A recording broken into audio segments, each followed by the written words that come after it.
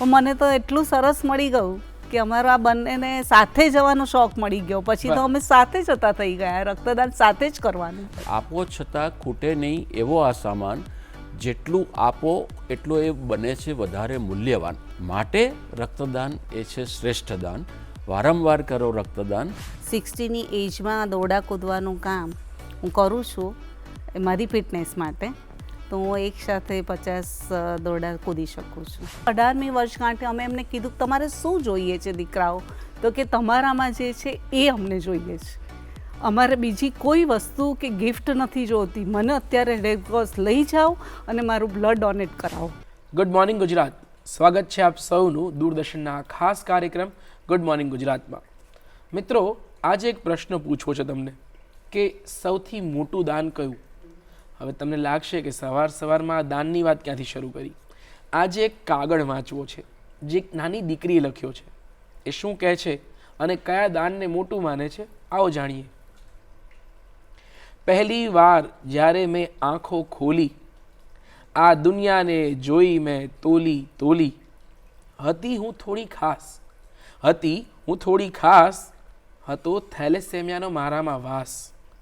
સંભવતઃ હું આ દુનિયા છોડવાની તૈયારીમાં હતી, પણ આ વાત અમુક લોકોને મંજૂર નહોતી. એમણે મને બચાવી અને એમણે જ મને સાચવી. આભાર મને મારા શ્વાસ આપવા માટે, આભાર આ મહાદાન કરવા માટે, આભાર રક્તદાન કરવા માટે. રક્તદાનની વાત કરી રહ્યો છું, એનું પણ એક કારણ છે. આજે ગુડ મોર્નિંગ ગુજરાત કહેવા માટે એક કપલ આવ્યું છે કે જેણે 123 વખત રક્તદાન કર્યું છે. તો સ્વાગત કરીએ ડૉક્ટર વિનીત પરીખ અને ચેતનાબેન પરીખનું. સ્વાગત છે આપ બંનેનું ગુડ મોર્નિંગ ગુજરાતમાં. અઢળક શુભકામનાઓ, શુભેચ્છાઓ અને કોંગ્રેચ્યુલેશન્સ આપ બંનેને કે આટલા ચિંતિત રહ્યા છો અને સતત તમે બીજાને પણ પ્રેરણા મળે એવું કાર્ય કર્યું છે. Thank you very much. જી, આપણે વાતની શરૂઆત કરીએ તો મને થાય કે બધા જ લોકો નવા યુવાન થયા હોય, 18 વર્ષના થયા હોય, મતાધિકાર મળ્યો હોય અને તમે રક્તદાનનો પણ અધિકાર ત્યારે જ પ્રાપ્ત કરી શકો છો. તો એ ઉંમરમાં હું શું આપી શકુંનો વિચાર ક્યાંથી આવ્યો અને કોલેજમાં જે ઉમંગ ઉત્સાહનો માહોલ હોય એમાં તમે લોકોની ચિંતા કરતા કેવી રીતે થઈ ગયા? એટલે મારી વાત કરું સાહેબ, તો હું મેડિકલ સ્ટુડન્ટ, એટલે 18 વર્ષની ઉંમરે મેડિકલ કોલેજમાં પ્રવેશ લીધો હોય, બધું નવું હોય. પછી ફર્સ્ટ યરમાં ધીરે ધીરે ખ્યાલ આવ્યો કે ભાઈ હોસ્પિટલમાં પેશન્ટ કેવા હોય અને એ લોકોને બ્લડની કેટલી જરૂર હોય છે. ક્યાંક એક્સિડન્ટ થાય ને એકસાથે 40-50 પેશન્ટ આવી જાય. ક્યારેક થેલેસીમિયાવાળાની બૂમ આવે કે એમના માટે જોઈતું બ્લડ બેંકમાં નથી. એટલે એ બધી સમજણ આવતી ગઈ. એ સાથે અમે રક્તદાન કરવાનું શરૂ કર્યું અને પછી કોઈને જરૂર હોય કે ના હોય પણ નિયમિતપણે આપણી 3 થી 4 મહિના થાય અને આપણી હેલ્થ સારી હોય એટલે અમે નિયમિત રક્તદાન કરવા માંડ્યા. આ રીતે મારા એજ્યુકેશનથી આની શરૂઆત થઈ. જી, ચેતનાબેન, આપના જીવનમાં પહેલો પ્રસંગ કે જો પહેલી કોઈ સ્મૃતિ હોય રક્તદાનની તો એ કઈ હશે? એ કોલેજમાં જ છે, સેકન્ડ યરમાં હતી એસઓએમાં. ત્યારે મારી કોલેજમાં જ રક્તદાન કેમ્પ હતો. ઘરમાં થોડું ડિસ્કસ કર્યું મેં, એટલે મારા ફેમિલીમાં તો રક્તદાનની કોઈને કંઈ ખ્યાલ જ નહોતો.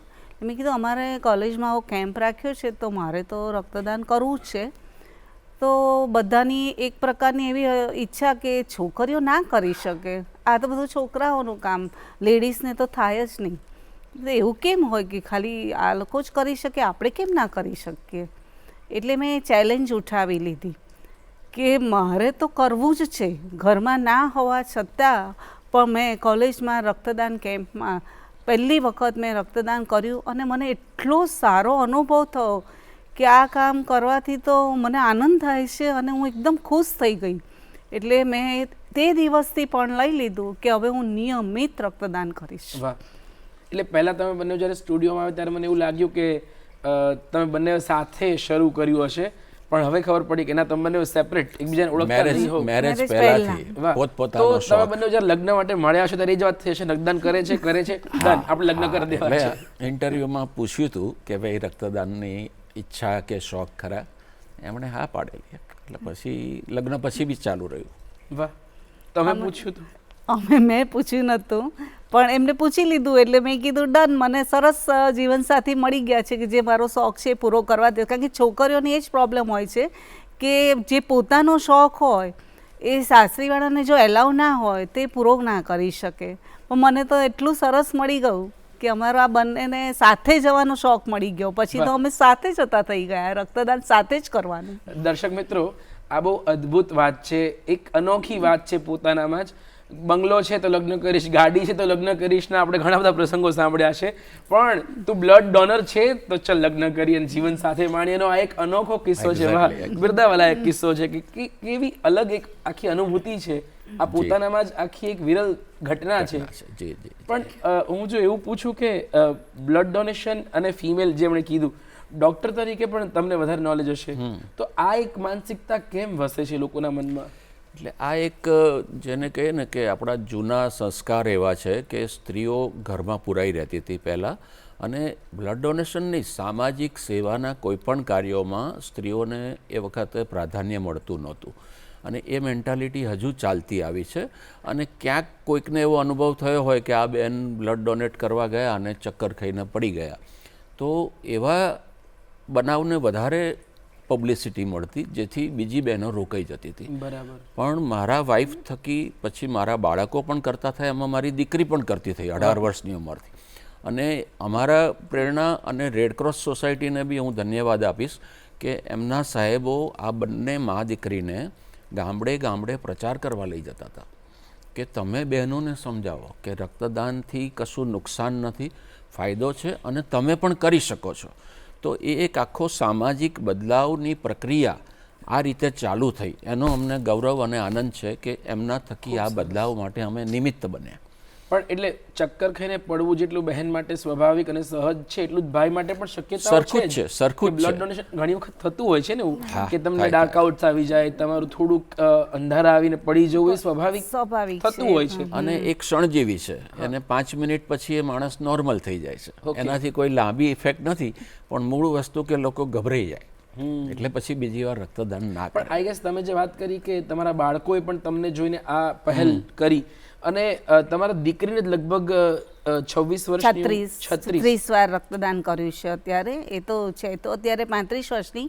એને લગ્ન જીવન પછી એના બાળકનું એને એ બધા સમયમાં એ ના કરી શકે, એટલે એનો અત્યારે સ્કોર 36નો છે. અને દીકરો તો રેગ્યુલર કરે છે.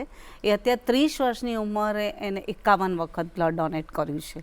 અમારે રેડક્રોસમાં એવી સંસ્થા ચાલે છે કે 25/25, જે 25 વર્ષની ઉંમર હોય અને એ વખતે એનું 25મી વર્ષગાંઠના દિવસે 25મું રક્તદાન આવે, તો એ મારા દીકરાએ એમાં એમ નામ સામેલ કર્યું છે. બરાબર 18મી વર્ષગાંઠે અમે એમને કીધું કે તમારે શું જોઈએ છે દીકરાઓ? તો કે તમારામાં જે છે એ અમને જોઈએ છે, અમારે બીજી કોઈ વસ્તુ કે ગિફ્ટ નથી જોતી, મને અત્યારે રેડક્રોસ લઈ જાઓ અને મારું બ્લડ ડોનેટ કરાવો. બંને દીકરાઓએ 18મી વર્ષગાંઠે અમારી પાસે બ્લડ ડોનેટનું કાર્ય માંગ્યું છે. વાહ.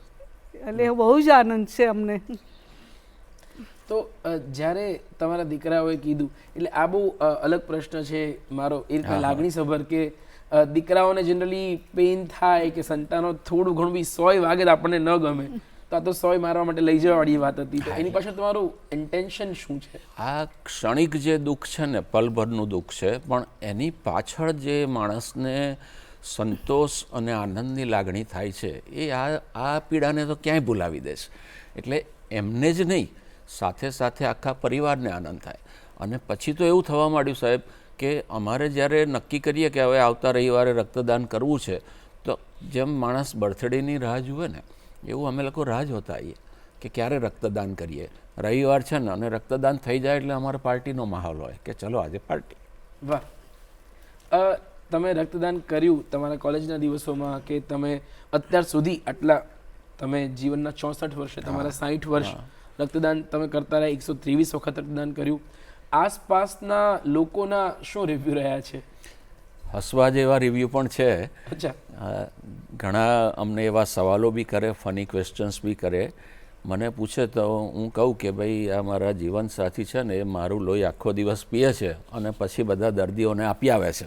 એટલે એવા જવાબો બી આપીએ અને પછી અમે સમજાવીએ કે ખરેખર રક્તદાનથી આપણી ઇમ્યુનિટી વધે છે, આપણી માનસિક અને શારીરિક રોગ પ્રતિકારક શક્તિ વધે છે અને કોઈ નુકસાન નથી. ઘણાને એમ થાય કે રક્તદાન કરીએ એટલે એ દિવસે રજા પાડીને આરામ કરવો પડે, આપણો દાઢો પડે. અમે કહીએ કે જો આ મારા વાઈફ રક્તદાન કરીને આવીને ઘરનું બધું કામ કરે છે, હું દવાખાને જાઉં છું, આખો દિવસ પેશન્ટ તપાસું છું. તમારી માનસિક શક્તિમાં એવું નાખો કે રક્તદાન એક સામાન્ય પ્રક્રિયા છે કે જેમ આપણે કુદરતી હાજતે જઈએ કે યુરિન પાસ કરીએ એટલી જ સામાન્ય પ્રક્રિયા. એના લીધે કશું જ અટકતું નથી. એ પ્રમાણે માનસિક તૈયારી કરો તો રક્તદાન પછી તમને ના ચક્કર આવશે, ના કોઈ પીડા થશે, તમારું રૂટીન કામ પણ કરી શકશો અને તમને સંતોષ થશે રાત પડે કે આજે તો સરસ કામ કર્યું, ફરી ક્યારે કરીશ. તો એ રીતે મોટિવેશનલ આપણને ઇન્સ્પિરેશન મળે છે. તમારો જવાબ શું હતો જો કોઈ મહેણા કે ટોણા આવે ઘરનું બધું પડતું મૂકીને કે તમારે પોતાનું શેડ્યુલ હોય અને જેમ વિનીતભાઈએ કહ્યું કે લોહી પીને આપી આવે છે તો લોહી પીવાની શક્યતા તો વાયસા વર્ષે છે ને બંને જગ્યાએ સરખી જ રહેતી હોય છે. એ મારું પીન આપે છે, હું એમનું પીન આપું છું, પણ અમે આપીએ છીએ ને દાન કરીએ છીએ ને એ અગત્યનું જ છે. અને મને એમ થાય કે લેડીઝ માટે એવું આમ ઘણી વખત એવું થઈ જાય છે કે ના આપી શકીએ ને ના જવાય ને આ તમારે તો ઘરમાં આટલું કામ છે ને આજે તમે ક્યાં આ કામ ઊભું કર્યું. અમે કહીએ કે એ કામ પણ હું કરીશ, હું નહીં કરું એવું નથી. એટલે એવા સિચ્યુએશનમાં બી જોઈન્ટ ફેમિલીમાં રહેતા હોય એટલે થોડુંક તો એવું આગળ પાછળ થાય, પણ અમે એમાં પણ પસાર થઈ ગયા છે અને સરસ રીતે અમે એ દિવસને ઉજવણી કરીએ છીએ, ઉત્સવ મનાવીએ છીએ. આમ રક્તદાનનો દિવસ એટલે અમને તો બહુ જ ગમે છે કે આજે અમારું બ્લડ ડોનેટ છે. અને ખરેખર મારી હેલ્થ જો અત્યાર સુધી આટલી સારી રહી હોય, મારે ઘરમાં જ દવાઓ મારી સામે જ પડી છે પણ મેં હજુ સુધી એક દવાનો ઉપયોગ નથી કર્યો. કોઈ દવા મારે 60 વર્ષ સુધી હજુ લેવી જ નથી પડી, એમ કે કોઈ બીમારી નથી આવી કે કોઈ રોગ નથી આવ્યો. એનું જ મને કારણ લાગે છે કે આ રક્તદાનના લીધે જે દર 3 મહિને અમારું રક્ત બદલાયા કરે છે, નવું આવ્યા કરે છે અને મને એના લીધે બહુ જ મારી ઇમ્યુનિટી બહુ સારી રહે છે. અચ્છા, એવું કહેવાય છે કે પિયર્સિંગ એટલે કર્ણછેદ કરાવો કે નોઝ રિંગ પહેરો કે ટેટુ કરાવ્યું કે અમુક પ્રકારના દ્રવ્યનું સેવન કરીએ પછી રક્તદાન ન કરવું અમુક સમય સુધી. તો તમે તમારા જીવનમાં કેટલા શોખ કે કેટલા એવા ટ્રેન્ડ છે જે જતા કર્યા હશે રક્તદાન માટે? ના, એટલે બેઝિકલી અમને તો આવો કોઈ શોખ ટેટુથી માંડી પિયર્સિંગનો નથી સ્મોકિંગ, નથી આલ્કોહોલ અને નથી કોઈ દવાઓ. પણ એવું થાય કે ઘણીવાર હિમોગ્લોબિન ઓછું આવે તો અમારે એ દિવસે પાછા આવવું પડે કે ભાઈ હિમોગ્લોબિન ઓછું છે તો મહિનો 2 મહિના થોડું ખોરાક સુધારી હિમોગ્લોબિન વધારીને આપણે આપીએ બ્લડ. તો એવે વખતે પાછા આવવું પડે છે. એ સિવાય કશું જતું કરવું પડ્યું નથી કારણ કે હતું જ નહીં એવી કોઈ અમારી શોખ કે પ્રવૃત્તિ હતી જ નહીં અમારા બંનેની. એટલે અમે લગભગ જેટલી વાર ગયા જો હિમોગ્લોબિન ઓકે હોય તો કરીને જ પાછા આવીએ છીએ. એટલે તમારે સતત જાગ્રત રહેવું પડે કે તમે જે જમો છો, તમે જે આહાર લો છો એ ક્યાંક તમારા રક્તદાનના શેડ્યુલને ડિસ્ટર્બ ના કરીને માટે તમારે સતત જમવાનું ધ્યાન રાખીએ છીએ. જમવામાં જો ખાસ ધ્યાન એ રાખીએ છીએ કે રોજ સવારે હું નાસ્તામાં ખજૂરનો ઉપયોગ કરું છું. ડેલી નાસ્તામાં 4 ખજૂર લેવાની અને જમતી વખતે બીજા સલાડ તો હોય અલગ અલગ રીતના, પણ બીટનો બહુ વધારે ઉપયોગ કરું છું. ક્યાંય પણ બહાર જવું જ્યાં જમવાનું હોય જ્યાં બીટ દેખાય ત્યાં હું બીટ પહેલું લઈને ખાઉં છું. એટલે વધારે પડતું જે મને હિમોગ્લોબિન વધારે અને મારું જાળવી રાખે, શરીરમાં સમતોલન રહે એવો ખોરાક હું વધારે પ્રિફર કરું છું. અને એ જ પ્રમાણે હું રોજની રૂટીન લાઈફમાં યુઝ કરું છું કે મારે પાછું ના આવવું પડે. મારું 12.5 ગ્રામ, આપણે લેડીઝનું કે જેન્ટ્સનું કોઈ પણ વેનું 12.5 HBથી ઓછું હોય તો અમારું પણ લેતા નથી. રેગ્યુલર ડોનર હોઈએ તો પણ નથી લેતા. એટલે 12.5 ગ્રામ થઈ જાય એની અમે બહુ તકેદારી રાખીએ છીએ. બીજું સાહેબ એમાં એના સિવાય લીલા શાકભાજી, કઠોળ અને ગોળ એ 3 વસ્તુ બી બીજા ઓપ્શન છે. તમને પેલું મળ્યું કે ના મળ્યું સિઝન પ્રમાણે બીટ અને અમુક વસ્તુ ભાવે ના ભાવે, લીલા શાકભાજીનો જેટલો ખોરાકમાં ઉપયોગ કરીએ એટલો આપણને ડબલ ફાયદો થાય, ચરબી ઓછી થાય અને પ્લસ હિમોગ્લોબિન તમારું મેન્ટેન રહે. એટલે અમે લોકોને કહીએ પેશન્ટોને કે શાકભાજી તમે કેટલી લો છો, ભાવે છે તો કે ભાવે છે, પછી કેટલી લો છો તો 2 ચમચી લેતા હોય. અમે કહીએ કે તમે રોટલી એક ઓછી ખાશો તો ચાલશે, પણ શાકભાજી 200 ગ્રામ 300 ગ્રામ 400 ગ્રામ એટલા પ્રમાણમાં ખાઓ, એનાથી હિમોગ્લોબિન સરસ મેન્ટેન થાય. અચ્છા, ઘણી બધી વખત તમે કીધું કે ખાવાનુંથી લઈને તમે મોર્નિંગ રૂટીન સુધારો છો. દર્શક મિત્રોને પણ કહેવા માંગીશ કે સવારનો સમય છે, ખજૂર ખાઓ અને રક્તદાન કરો, એવી એક આ વાત બહેન ચેતનાબેને આપણને કરી. તમે વેજીટેબલ્સની વાત કરી, પણ આજે જે ટ્રેન્ડ છે જંક ફૂડનો, યુથમાં જે વધતું જાય છે, તમારા બાળકોને તમારે રોકવા પડ્યા હોય ક્યારેય, કે એ લોકોના લાઈફમાં કંઈક હસ્તક્ષેપ થતો હોય રક્તદાન માટે, કે હાવી થઈ રહ્યું હોય એવું ક્યારેય થયું ખરું? ના, એટલે પર્ટિક્યુલરલી અમારા ફેમિલીમાં એવું નથી, કારણ કે અમને જે શોખ હોય, બાળક તો છે ને જે જુએ એ કરે છે. એટલે આપણે ફાસ્ટ ફૂડ જેટલું ખાઈશું તો બાળકો એ શીખવાના છે. એવી જ રીતે આપણે લીલા શાક થાળીમાં રોજ લઈશું તો એ ધીરે ધીરે શીખવાના જ છે કે ના, આ વસ્તુ કંઈક અગત્યની છે. પણ જે લોકોના બાળકો આજના જમાનામાં જંક ફૂડ વધારે લે છે, એ લોકોને અમે એવી સલાહ આપીએ કે એમાં એ લોકોને સલાડ વધારે કરાવડાવો. તમે ભલે હોટલમાં ખાતા હોય કે ઘરમાં, પ્લસ ગ્રીન વેજીટેબલ્સની પંજાબી સબ્જી અને ચાઇનીઝ સબ્જી પણ બને છે. તો જેમાં ગ્રીન વેજીટેબલ્સ આવે, પાલક છે કે એવી ભાજી છે, એ એમને વધારે આપો. તમે હોટલમાં લઈ જાઓ તો તમે એને પાલકની સબ્જી વધારે ખવડાવો, સલાડ વધારે ખવડાવો, તો કુદરતી રીતે એનું હિમોગ્લોબિન, એનો શોખ બી પૂરો થશે અને છતાં હિમોગ્લોબિન વધશે. યસ, પણ હવે આ જ પ્રશ્ન જ્યારે હોટલમાં ઓપ્શન્સ અવેલેબલ હોય ત્યારે છે, પણ જ્યારે ચેતનાબેન પોતાનું રસોડું સંભાળતા હોય ને બાળકોની અલગ અલગ ડિમાન્ડને તમારે ફૂલફિલ કરવાની હોય, કે બાળકો નાના હોય ત્યારે એ લોકો માંગતા પણ હોય, પણ તમારે એમને ભવિષ્ય માટે તૈયાર કરવાના છે, એમના ક્રેવિંગ્સ હોય, તો એ બધાને તમે કઈ રીતે તમારા રસોડામાં બેલેન્સ કર્યા છે?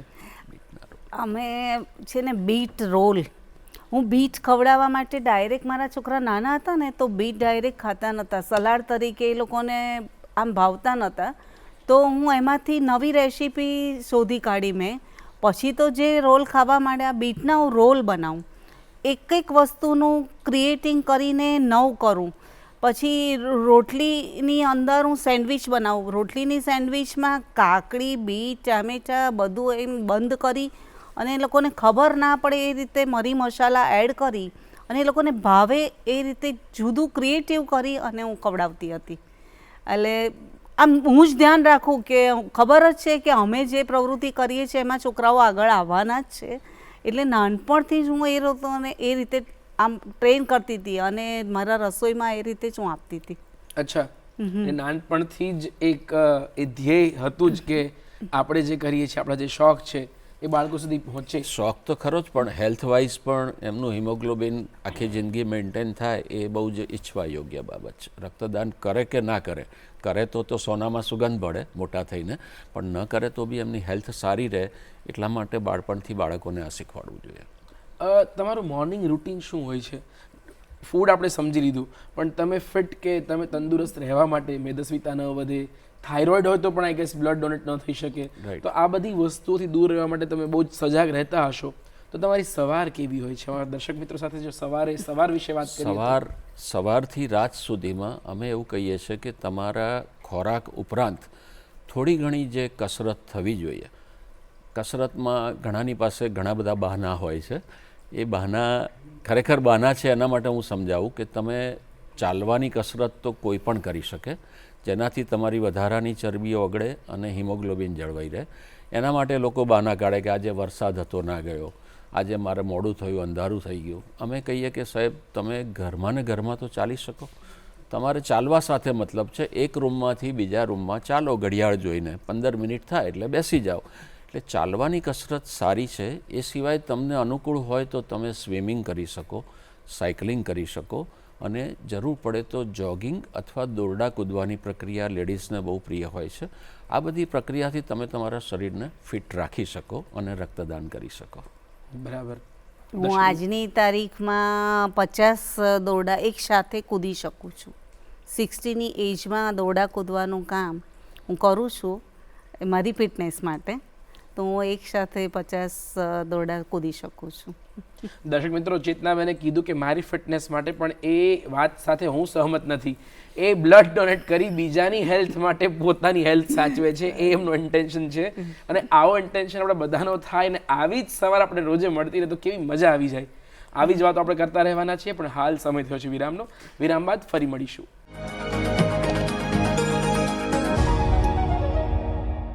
વિરામ બાદ આપ સૌનું સ્વાગત છે ગુડ મોર્નિંગ ગુજરાતમાં. આપણે વાત કરી રહ્યા છીએ ડૉક્ટર વિનીત પરીખ અને ચેતનાબેન પરીખ સાથે, જેઓએ 123 વખત બ્લડ ડોનેટ કર્યું છે અને ઘણી બધી જિંદગીઓ બચાવી છે. મિત્રો, કહેવાય છે ને, તમારા જે પણ ઇન્ટેન્શન્સ હોય એનું પ્રતિબિંબ તમને તમારા કાર્ય પર, તમારા શોખ પર, તમારી અભિવ્યક્તિ પર પણ દેખાતું હોય છે. તો આવું જ કંઈક પ્રતિબિંબ એ ડૉક્ટર વિનીતભાઈના લેખન પર પણ આવતું હશે. તો વિનીતભાઈ, તમે લખતા હોવ તો તમે જે રક્તદાન કરી રહ્યા છો એ જે ભાવના છે એ ક્યારેક તો ઝળકી હશે. તો એવું કંઈ તમે જો અમારા દર્શક મિત્રો સાથે શેર કરી શકો, જો લેખન તમારું હોય તો. ચોક્કસ. આપણા કાર્યક્રમની શરૂઆતમાં જે થેલેસીમિયાવાળી બાળકીની વાત આપે કરી કે એ રીતે રક્તદાન મહાન છે, એ જ અનુસંધાનમાં મેં કેટલીક પંક્તિઓ લખી છે કે ભાઈ રક્તદાનને કેમ મહાન માનવામાં આવે છે અથવા સૌથી શ્રેષ્ઠ દાન કેમ માનવામાં આવે છે. તો એની એક સરસ પંક્તિ છે વાહ. કે આપનારાને આવે ના અભિમાન, લેનારાને લાગે ના અહેસાન. જે લે છે એને ખબર નથી કે કોણે આપ્યું, એટલે અહેસાન લાગવાનો સવાલ નથી. અને જે આપે છે એને ખબર નથી કે કોને ગયું. નથી અભિમાન, નથી અહેસાન. એટલે રક્તદાન એ છે શ્રેષ્ઠ દાન. મહાન દાનની સાથે શ્રેષ્ઠ દાન. બીજો એનો ગુણ બહુ સરસ છે કે તમે કંઈ પણ ક્વોલિટીના હો, આર્થિક રીતે, સામાજિક રીતે તમારો મોભો હોય ના હોય તો પણ તમે રક્તદાન કરી શકો છો. એના માટે બે પંક્તિ છે. જરૂરી નથી હોવું ધનવાન, જરૂરી નથી હોવું ધનવાન, જરૂરી નથી ઊંચા ખાનદાન, જરૂરી છે રક્તદાન. તમારું ખાનદાન કયું છે, તમે ધનવાન છો કે ગરીબ, એ જરૂરી નથી. જરૂરી છે રક્તદાન. માટે રક્તદાન એ છે શ્રેષ્ઠ દાન. એટલે આવો એક મેસેજ બીજી એક પંક્તિમાં પણ છે કે આપો છતાં ઘટે નહીં એવો એ સામાન. આપણે રક્ત આપી દઈએ છીએ, આપણી પાસે લાખ રૂપિયા અને 50,000નું દાન કરીએ તો આપણે 50,000 ગુમાવ્યા છે. જ્યારે આ એવો સામાન છે કે આપો છતાં ખૂટે નહીં એવો આ સામાન. જેટલું આપો એટલું એ બને છે વધારે મૂલ્યવાન. નવું રક્ત બને છે. એટલે જૂનું રક્ત કરતાં નવું રક્ત વધારે મૂલ્યવાન થઈ ગયું. માટે રક્તદાન એ છે શ્રેષ્ઠ દાન. વારંવાર કરો રક્તદાન. એવી બીજી પણ પંક્તિઓ છે. છેલ્લી પંક્તિ તો બહુ આપને ખબર જ હશે બધાને. જેનાથી તમે બચાવી શકો બીજી 3 જાન. એક રક્તદાનમાંથી રક્તકણો છૂટા પડે છે, એનું દ્રવ્ય એટલે કે પ્લાઝમા છૂટું પડે છે અને પ્લેટલેટ છૂટા પડે છે, જે અલગ અલગ 3 દર્દીઓને એક રક્તદાનથી બચાવી શકાય છે. જેનાથી તમે બચાવી શકો બીજા 3ની જાન. અને જે તમને આપે છે આન બાન ને શાન. આજે મેં રક્તદાન કર્યું તો મને ક્યાંક આન બાન ને શાન મળે છે, એ એનો ફાયદો છે. અને એ રીતે રક્તદાન છે શ્રેષ્ઠ દાન. વાહ વાહ. એટલે આપણે તમે જે વાત કરી કે 3 જે પ્લેટલેટ્સ અને રક્તકણો અને પ્લાઝમા, યસ, કઈ રીતે છૂટા પડીને 3 દર્દીઓના માટે મદદરૂપ થઈ શકે છે. એટલે હવેના જમાનામાં એવા અલ્ટ્રા મોડર્ન આધુનિક મશીનો આવ્યા છે કે જે સામાન્ય રક્તદાન છે કે તમે સૂઈ જાઓ એટલે તમારું રક્ત લે અને 10થી 15 મિનિટમાં 450 ml બ્લડ લેવામાં આવે છે. એની સામે જે વ્યક્તિને ખાલી કેન્સરના કે થેલેસેમિયાના કે બીજા દર્દીઓને ખાલી પ્લેટલેટની જરૂર છે, તો એમને આખું લોહી શા માટે આપવું? એવા વિચારથી આ મશીનો બનાવવામાં આવ્યા છે, જેમાં તમે સૂઈ જાઓ, તમારામાંથી રક્ત ચાલુ થાય અને એ મશીનમાં ફરીને ગળાઈને એમાંથી પ્લેટલેટ જુદા પડે છે. પ્લેટલેટ સિવાયનું રક્ત તમારી એ જ નસમાં, એ જ હાથમાં પાછું ફરે છે. એટલે તમારા શરીરમાંથી ખાલી પ્લેટલેટ જ ઘટે છે, રક્ત ઘટતું નથી. અને આ બધું કરવામાં 15 મિનિટના બદલે થોડોક વધારે સમય જાય છે. કોઈક વાર 60 મિનિટ કે કોઈક વાર 90 મિનિટ. પણ આ બધાનો ફાયદો તમને પણ છે અને દર્દીને પણ છે કે તમારા શરીરમાંથી રક્ત ઓછું થતું નથી અને દર્દીને ફાયદો કે એને જે જરૂર છે એ સિવાયનું કંઈ વધારે લેવું પડતું નથી. અને લગભગ મેં જોયું છે કે એ તમામ વસ્તુઓ ડિસ્પોઝેબલ હોય છે. સિંગલ ટાઈમ યુઝ થાય છે? સિંગલ ટાઈમ યુઝ એટલે સાહેબ એનું જે આખું પેકેટ છે જે 10,000 થી 17,000નું આવતું હોય એમાં જો ધારો કે કોઈ તકલીફ થઈ ગઈ તો એ પેકેટ આખું ફેંકી દેવું પડે. ધારો કે ટેકનિશિયનની કોઈ મિસ્ટેક થઈ ગઈ, બ્લડ આવતું બંધ થઈ ગયું, નસ હાલી ગઈ, તો એનો રિયુઝ ના થઈ શકે. એના એ દર્દીમાં પણ કે ડોનરમાં પણ ના થઈ શકે. એટલું એ કોસ્ટલી છે. પણ છતાં આપણી રેડક્રોસમાં અને ગવર્મેન્ટ બ્લડ બેન્કોમાં એ બધું ફ્રી ઓફ ચાર્જ કરવામાં આવે છે. એટલે બહુ જ અગત્યની વાત છે કે તમે જે કરો છો એની પાછળ સંસ્થાઓ અને ગવર્મેન્ટ કેટલો પૈસો ખર્ચે છે. પ્લેટલેટ્સ કેટલા ટાઈમે ડોનેટ થઈ શકે? પ્લેટલેટ્સ 28 દિવસે ડોનેટ થઈ શકે. અને રક્તદાન કરવું હોય તો પુરુષો માટે 3 મહિને, બહેનોને જે શારીરિક મર્યાદાઓના લીધે 4 મહિને કરી શકે. બરાબર.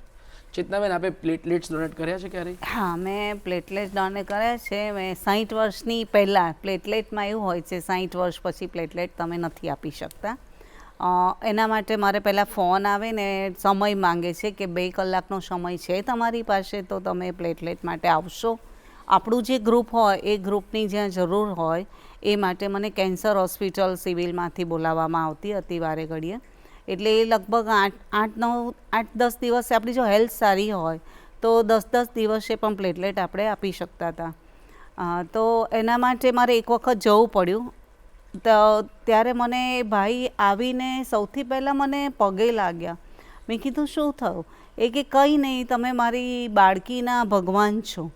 મેં કીધું ના, હું તો આ કામ કેટલા વખતથી કરું છું, કોલેજમાં હતી ત્યારથી હું રક્તદાનનું કામ કરું છું, એટલે તમે એવું મને શરમમાં ના મૂકતા. હું તો મારી આ રેગ્યુલર મારી આ હોબી છે અને એના હું કરું જ છું એમ. તો કે ના, હું વિડીયો કોલ કરીને અત્યારે મારી બાળકી કિમોથેરાપી લઈ રહી છે જે 6 વર્ષની જ છે અને એને કેન્સર થયું છે. તો તમારા જેવા ડોનર આવી અને અમારી દીકરીનું જે જાન બચાવો છો તો તમે તો ભગવાન સ્વરૂપે આવ્યા છો અમારા માટે. એટલે એમને વિડીયો કોલ કરીને દીકરી સાથે પગે લગાવડાવ્યું મને. એટલે મને થોડુંક અજુગતું લાગ્યું કે આવું ના હોવું જોઈએ. એટલે પણ એક સારો અનુભવ થયો. અને બીજું, પહેલાં ઘણા વખત પહેલાં મારે રાતના 2:30 વાગે એકદમ ફોન આવ્યો. નહેરુ બ્રિજ પાસે એક એક્સિડન્ટ થયો રિક્ષાનો અને વચ્ચેની રેલિંગ પાસે એક બેનનું આખું પેટ જ એમાં ફાટી ગયું. એટલે એમને ઘણું બધું લોહી એકદમ લોસ થઈ ગયું અને ઊભાહૂબ બ્લડ બોટલની જરૂર પડી. એટલે એ વાયા હતું. એ એકદમ રિલેટિવ નહોતા અમારા, બીજાના થ્રુ ઓળખાણથી. ને એમને ખબર હતી કે આ કપલ કાયમ રેગ્યુલર ડોનેટ કરે છે તો આપણે પહેલો એમનો કોન્ટેક કરીએ, કારણ કે હોસ્પિટલમાં તરત બ્લડની જરૂર પડી. એટલે એમને VSમાં લઈ ગયા નહેરુ બ્રિજથી નજીકમાં. તો પછી VSમાં અમે ખાલી રાતના એક ફોન જ કર્યો છે ત્યાં બ્લડ બેંકમાં કે અમે હવે તે રેગ્યુલર ડોનર છીએ અને અમારું કાર્ડ છે. અમારે રેગ્યુલર ડોનરનું એક કાર્ડ હોય છે, એમાં એન્ટ્રી કરાવવાની હોય છે. તો એ કાર્ડનું અમે ત્યાં આગળ વાત કરી કે અમે આટલી વાર અત્યારે કર્યું છે અને આ બેનને ઇમરજન્સી છે, તાત્કાલિક ઓપરેશન કરવું પડે એવું છે, પણ પહેલાં બ્લડ આપવું પડે એવું છે, તો તમે અત્યારે આપી દેશો? તો અમારા નામે ગયા વગર VSમાં અને બ્લડ બેંકે 5 બોટલ બ્લડ તરત જ એમને આપી દીધું. એટલે આવા અનુભવ થાય છે અમને કે ઘણું સારું થયું. એ માટે એમ અમને થયું કે કેટલો બધો ફાયદો છે એમ રક્તદાન કરવાથી. પંક્તિમાં કહ્યું ને કે બીજાની બચે જાન અને આપણને મળે આન બાન ને શાન. આપણને બધાને ફાયદો. આપણા ફિલ્ડ માર્શલ ટાઈમ માણેકશાહ એવું કીધેલું કે you will be respected વેરેવર you go because of Indian army. મને લાગે છે એવું તમારા માટે પણ એપ્લિકેબલ છે કે તમે બ્લડ ડોનર્સ છો, તમે જ્યાં પણ જોશો તમને લોકો માનભેર જ જોશે અને આદર સત્કાર મળશે જ મળશે. આ ખાલી એક નાની એવી પહેલથી શરૂઆત થઈ છે અને 123 એટલે એ બહુ લાંબી યાત્રા રહી હશે. આમાં આવા ઘણા બધા કિસ્સાઓ કે ઘણી બધી પ્રસંગો તમને યાદ હશે. ઘણા બધા અનુભવો આવા છે કે જે આપણા તરફથી મળે. સામાન્ય રીતે અમે જે નિયમિત રક્તદાન કરીએ છીએ ને વોલન્ટરી બ્લડ ડોનેશન, એમાં અમને ખબર ના હોય કે અમારું રક્ત કોને ગયું. પણ આવી રીતે કોકવાર જેને ખબર હોય કે અમે બ્લડ આપીએ છીએ એ લોકો એમના બીમારીના, ઓપરેશનના કે ઇન્જરીના પ્રસંગે અમને બોલાવે અને અમારું ડ્યુ થયું હોય, 3 મહિના થઈ ગયા હોય, તો અમે બ્લડ બેંકમાં આપવાને બદલે એમના માટે આપીએ બ્લડ. એ વખતે એમને ખબર હોય એટલે જે પછી એમનો ગળગળા અવાજે કે આભાર માનતો પ્રતિભાવ આવે, પત્રો આવે કે ફોન આવે, ત્યારે અમને ખરેખર એનો વધારે આનંદ થાય કે અમે ખરેખર કોઈકના કામમાં લાગ્યા. આમ થતો જ હોય બ્લડ બેંકમાં આપીએ તો બી બીજા પેશન્ટને પણ એનો અમને અનુભવ ના થતો હોય. આ અમને અનુભવ થાય કે આપણા તરફથી ફલાણી ઢીકણી વ્યક્તિને આટલો ફાયદો થયો, એનું જીવન બચ્યું. એટલે એવા અનુભવો પણ અમને થતા જ રહે, કારણ કે આ તો અમારી 40 વર્ષની જર્ની છે. એટલે 40 વર્ષમાં ઘણા બનાવો બને. અમુક પ્રશ્નો છે જે ફ્રીક્વન્ટલી આસ્ડ ક્વેશ્ચન હોય છે. લોકો આજકાલ ડૉક્ટરને પૂછવા પહેલાં ગૂગલને પૂછતા હોય છે કે શું કરીએ. તો એવા જ કંઈક પ્રશ્ન છે, તમારે બંને એના થોડા થોડા જવાબ આપવાના છે. હું બ્લડ ડોનેટ કરું તો મને કોઈ રોગ થશે? બિલકુલ નહીં, કારણ કે બ્લડ ડોનેશનમાં જે પણ સાધનો વાપરવામાં આવે છે એ બધા જંતુમુક્ત હોય છે, સ્ટરીલાઇઝ કરેલા હોય છે અને ડિસ્પોઝેબલ હોય છે. એટલે તમારા તરફથી તમારા શરીરમાંથી લેવામાં તમને કોઈ ચેપ લાગતો નથી, કોઈ રોગ થતો નથી. બરાબર. અને એ બ્લડ જ્યારે બીજાને ચડાવવામાં આવે એ પહેલાં એ બ્લડનું જે ચેપી રોગો છે એના માટે પરીક્ષણ કરવામાં આવે છે. દાખલા તરીકે HIV, એઇડ્સ, કમળો, એવા બધા રોગોનું પરીક્ષણ થાય, અને જો એ રોગના જંતુ એમાંથી નીકળે તો એ બ્લડને ડિસ્પોઝ કરી દેવામાં આવે, પેશન્ટને આપવામાં ના આવે. પ્લસ એના ડોનરને જાણ કરવામાં આવે કે તમારા બ્લડ સેમ્પલમાં આ મળ્યું છે, જેથી તમે એની ટ્રીટમેન્ટ કરાવો. એટલે તમને તો કોઈ તકલીફ નથી, પણ જે બ્લડ લે છે એને પણ કોઈ તકલીફ થવાની નથી. હું બ્લડ આપું તો મારે બ્લડ લેવું પડશે સામે બીજે ક્યાંકથી? એવું તો ના જ બને ને. આપણે બ્લડ આપીએ તો આપણે એટલા તંદુરસ્ત થઈ જઈએ છે ને કે તમે મને અત્યારે જોઈને કહી શકશો કે મારી હેલ્થ કેમ આટલી સારી છે, બરાબર. એટલે બ્લડ આપવાથી આપણે લેવું પડે એવું તો બનતું નથી. અને કદાચ કોઈક એવો ઇન્સિડન્સ બને તો જરૂર પડે તો લેવું પણ પડે એવું પણ નથી હોતું. ના ના, લેવું ના પડે. વધુમાં વધુ બ્લડ આપ્યા પછી કોઈકને ચક્કર આવી શકે તો 5 મિનિટ ત્યાં જે ડૉક્ટર હાજર હોય તમને સુવાડી પગ ઊંચા કરે અને પછી લિક્વિડ આપે. 5 મિનિટ પછી કોઈ જ તકલીફ હોતી નથી. અને એ પણ એને અમે સડન હાઇપોટેન્શન કહીએ છીએ કે 300 ml બ્લડ ઓછું થાય 10 મિનિટમાં, એટલે કદાચ તમને વોલ્યુમ બ્લડનું ઘટે એટલે ચક્કર આવી શકે. એ ટેમ્પરરી હોય છે. અને આ જે બ્લડ આપ્યું છે એ ગણતરીના દિવસોમાં પાછું બની જાય છે. એટલે તમારે બ્લડ લેવું ના પડે. અને જો તમારું હિમોગ્લોબિન ઓછું હશે તો કોઈ બ્લડ બેંક તમારું બ્લડ લેશે નહીં. એટલે એવી કોઈ શક્યતા નથી કે તમારું હિમોગ્લોબિન એનાથી એકદમ ઘટી જાય અને તમારે બ્લડ લેવાની જરૂર પડે. એવી કોઈ શક્યતા નથી. હજુ એક પ્રશ્ન એવો છે કે જે લોકોના મનમાં રહેતો છે કે બ્લડ ડોનેટ કરી પૈસા કેમ ના મળે? હા, એટલે જ એને શ્રેષ્ઠ દાન કહેવાય છે. રક્તદાન કરવાથી જો પૈસા આપવામાં આવે તો લોકો પૈસા માટે થઈને પોતાનો રોગ છુપાવીને કે પોતાને કોઈ દવાઓ ચાલુ છે કે ટેટુ કરાયું છે કે હમણાં જ ટાઇફોઇડમાંથી ઊભા થયા છે, એ બધું છુપાવીને રક્તદાન કરવા જાય કે મને પૈસા મળશે. એટલે સુધી કે ઇન્ટરનેશનલ લેવલે તો એવું કહેવાય છે કે રક્તદાતાને ગિફ્ટ પણ નહીં આપવાની, કારણ કે ગિફ્ટની લાલચે કોઈ પોતાનો રોગ છુપાવીને રક્તદાન કરે. એટલા માટે આ ધારાધોરણ છે કે રક્તદાતાનો આભાર માનવા સિવાય કે વધુમાં વધુ એક સર્ટિફિકેટ આપવા સિવાય એને કોઈ પ્રકારના પૈસા કે ગિફ્ટ નહીં આપવાના, કારણ કે એનો દુરુપયોગ થાય. તમને બીપી છે, તમે લાયક નથી બ્લડ આપવા માટે, કે તમને ટાઇફોઇડ થઈ ગયો છે, તો પણ તમને જો એમ કહે કે 500 રૂપિયા મળશે તો તમે રક્તદાન કરવા જાઓ. અચ્છા ડૉક્ટર સાહેબ, મને એક પ્રશ્ન એ છે કે કોઈ એવા કિસ્સાઓ ખરા કે જેમાં બ્લડ ન આપવી જોઈએ કે ન આપી શકાય? હા, એવા ઘણા બધા ક્રાઇટેરિયા છે અને એનું લાંબુ લચક ફોર્મ હોય છે જેમાં ઘણાને કંટાળો પણ આવે. એમાં 25 થી 30 સવાલોના જવાબ આપવામાં આવે છે. હું એ પૂછવાનો જ હતો. હા, પેલું મુન્નાભાઈનો નથી ડાયલોગ, ये ब्लड देने से पहले इतना फॉर्म भरना जरूरी है? લંબા ફોર્મ ભરના છે.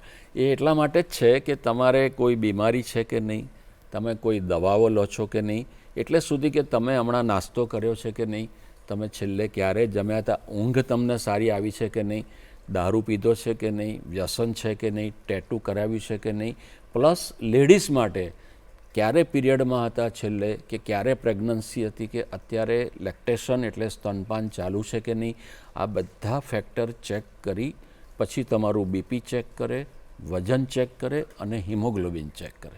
આ બધું ઓકે હોય તો જ તમે રક્તદાન કરી શકો. એ સિવાય તમે સારા હેતુથી ગયા હો તો પણ તમને લીલા તોરણે પાછા મોકલવામાં આવે. અચ્છા, પીરિયડ સાયકલ અને બ્લડ ડોનેશન આના વિશે તમને કંઈ ખબર જ નથી, એવું ઘણી બધી બહેનો માનતી હોય છે. સરે જેમ કીધું કે 4 મહિનાનો ગેપ રાખો તો ઇટ્સ સેફ, તમે આપી શકો. પણ આવા તમને પ્રશ્નો થતા હશે, આવતા હશે, લોકો હા, પૂછ્યા એટલે હશે. મારે જ શરૂઆતમાં એ થાય ને એટલે એનું બહુ જ ધ્યાન રાખવું પડતું હોય છે, કારણ કે એ પીરિયડના પૂરા થયા પછીના 7 થી 8 દિવસ પછી આપણે કરી શકીએ છીએ. ચાલુ મેન્સનમાં આપણે કરી નથી શકતા.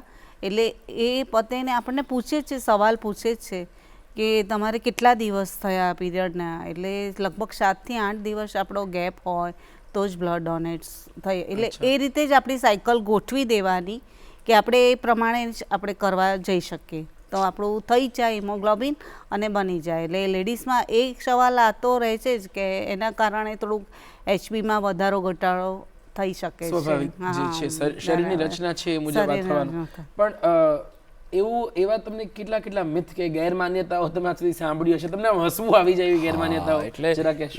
એ ગેરમાન્યતાઓ હાથે કરીને લોકો રક્તદાનથી જે ડરતા હોય છે ને, એ ડરને લીધે એવી માન્યતાઓ ઊભી કરીને વેવડાવવામાં આવે છે કે મારે તો હું બ્લડ આપું ને એટલે હું ચક્કર ખાઈને પડી જ જાઉં, એટલે મારાથી બ્લડ ના અપાય.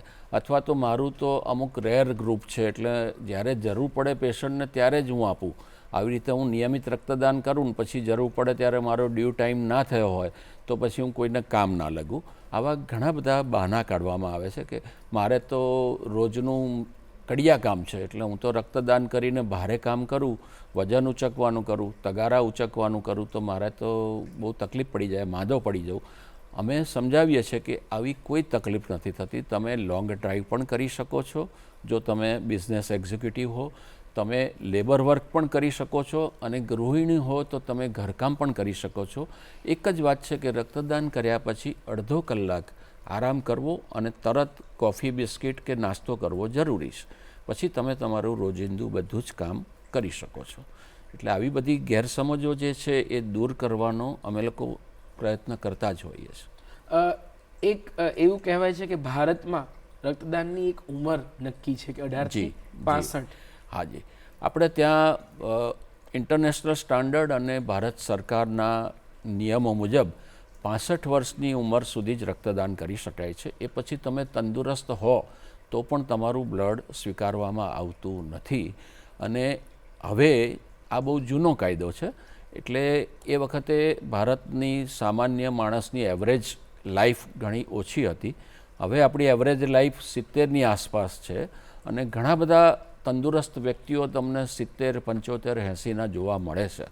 એટલે અમે લોકો પ્રયત્ન કરીએ છીએ કે ગવર્મેન્ટ ઓફ ઇન્ડિયા આ પ્રસ્તાવ જે છે અમારો સ્વીકારે અને ઉંમરનો જે કાયદો છે એ 65 થી 70 વર્ષ પર લઈ જાય તો જેથી જે નિયમિત રક્તદાતા છે અને જેની તંદુરસ્તી સારી છે એ 70 વર્ષની ઉંમર સુધી નિયમિત રક્તદાન કરી શકે. આના માટેના પ્રયત્નો રેડક્રોસ દ્વારા અને સેન્ચુરિયન બ્લડ ડોનેશન ક્લબ છે એના દ્વારા ચાલુ છે. તો ડૉક્ટર સાહેબ, તમે કેવી પહેલ કરી છે આજ સુધી રક્તદાનના આ પ્રક્રિયાને, આ પદ્ધતિને લોકો સુધી પહોંચાડવાના અને વધારે વેગવંતી બનાવવા માટે? અમે સાહેબ જેમ ચેતનાએ કીધું એમ બંને બાળકોને 18મી બર્થડે રક્તદાનની શરૂઆત કરી. એ સિવાય અમારી દીકરીના લગ્ન ગોઠવાયા તો લગ્નના અગાઉના દિવસોમાં અમે રક્તદાન યજ્ઞ રાખેલો અને બધાને એમાં આમંત્રિત કરીને જમણવાર સાથે એમાં મને આનંદ થાય છે કહેતા કે 60 વ્યક્તિઓએ બ્લડ ડોનેશન કર્યું. અને એમાં વધારે ગૌરવની વાત એ છે કે અમે બે તો ખરા, મારો દીકરો પણ ખરો, પણ જેમના લગ્ન છે બીજા દિવસે એ મારી દીકરી અને જમાઈએ પણ રક્તદાન કરીને એક ઉમદા દાખલો પૂરો પાડ્યો હતો. આવી પહેલ આપણે કરી શકીએ કે પ્રથમ રક્તદાન ત્યારબાદ કન્યાદાન, આવું અમે સૂત્ર આપેલું. પ્રથમ રક્તદાન ત્યારબાદ કન્યાદાન. એ સિવાય ધારો કે તમને ડાયાબિટીસ થયો છે, તમે હવે બ્લડ ડોનેશન કરી નથી શકતા, હવે તમે 65 ઉપર છો નથી કરી શકતા, તો તમે રક્તદાનને કેવી રીતે મદદ કરી શકો? તો એના માટે તમે તમારા ઘરના સારા નરસા પ્રસંગે, કોઈ વડીલની પુણ્યતિથિએ, તમારા કોઈકની બર્થડેના દિવસે કે અમે જેમ કર્યું એમ લગ્ન નિમિત્તે તમે રક્તદાન કેમ્પનું આયોજન તો કરી જ શકો છો. એમાં કોઈ એજ લિમિટ નથી, એમાં કોઈ કાયદા નથી. તમે રક્તદાન કેમ્પનું આયોજન કરીને બીજા લોકોને મોટિવેટ કરી શકો કે મારા ઘરે આ રક્તદાન કેમ્પ છે, તમે આવો. અમારે ઘણા એવા છે કે એમની એનિવર્સરી પર રક્તદાન કેમ્પ રાખે, પોતે ભલે 70 ના થઈ ગયા, પોતે ના આપી શકે પણ એમનો આખો પરિવાર આપે. જી. તો તમે આ રીતે બીજાને માટે રક્તદાન કરાવીને પણ આમાં સહભાગી થઈ શકો છો. ખૂબ સરસ, ખૂબ ઉમદા વિચાર છે આ બંને મિત્રોની, ચેતનાબેન અને ડૉક્ટર વિનીતભાઈની વાત સાંભળીને મને ડૉક્ટર એપીજે અબ્દુલ કલામનું એ વાક્ય યાદ આવે છે કે વોટ કેન આઈ ગીવ, હું શું આપી શકું સમાજને, મારી આસપાસના લોકોને, મારા પરિવારને. લગભગ એમના શ્વાસ અને ઉચ્છ્વાસમાં આ એક પ્રશ્ન વસેલો હોય એવું લાગે છે. આ બંનેનો ખૂબ ખૂબ આભાર કે આપ અમારા કાર્યક્રમમાં આવ્યા. ગુડ મોર્નિંગ ગુજરાતમાં આવી અને તમે ગુજરાતને એક સારા વિચાર સાથેનો દિવસ કેવી રીતે શરૂ થાય એનું એક કારણ આપ્યું છે. તો ડૉક્ટર વિનીતભાઈ અને ચેતનાબેન, આ બંનેનો ખૂબ ખૂબ આભાર કે આપ અહીં આવ્યા.